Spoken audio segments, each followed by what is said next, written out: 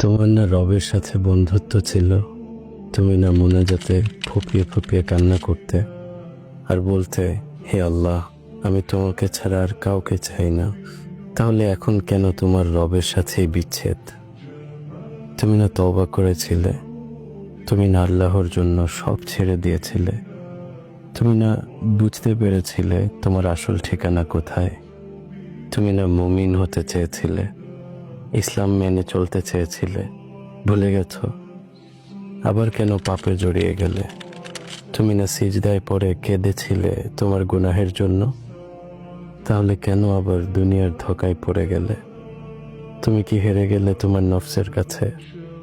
আল্লাহর প্রিয় হতে পারলে না? বারবার শয়তানের ফাঁদে পা ফেলছো? ব্যাপার না, এখনো সময় আছে। তুমি কি জানো না তোমার রব কত মহান? তিনি অপেক্ষা করছেন তোমার জন্য, তোমাকে ক্ষমা করার জন্য।